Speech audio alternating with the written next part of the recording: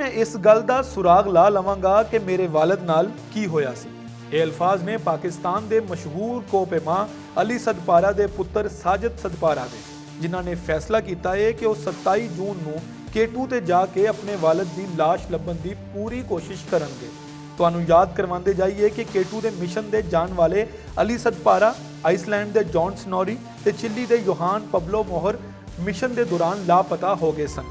6 फरवरी को उन्होंने लभन का ऑपरेशन शुरू किया पर नाकाम रहा।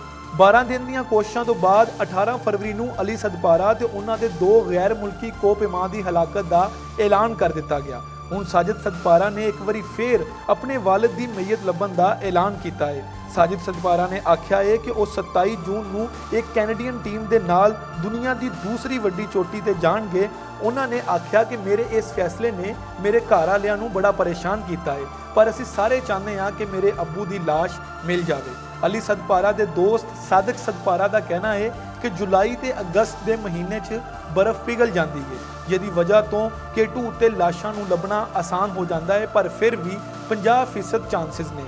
माहिरीन ने आख्या है कि अली सदपारा ते उहदी टीम दीयां लाशां लभन जाना खानदान के जज्बात दे नाल वबस्ता है, पर सच्ची गल यह है कि लापता कोपेमा नूं लभना ते लभ के वापस लियाना बड़ा औखा काम है। मिसाल के तौर पर 8000 मीटर की बुलंदी ते अली सदपारा की लाश मिल भी जाती है तो तुसीं अंदाज़ा लाओ कि एक 70-80 किलोग्राम की डैड बॉडी नूं इन्नी थोड़ी ऑक्सीजन विच थल्ले लैके आना बड़ा औखा काम है।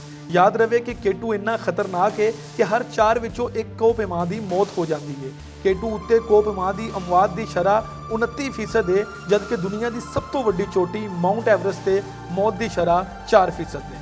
हुण वेखना यह है कि साजिद सदपारा अपने वालिद ते उन्हां दी साथियां दी लाश नूं वापस लियाते ने कि नहीं, पर साजिद सदपारा दी जज्बे नूं असीं सलाम आखदे हां।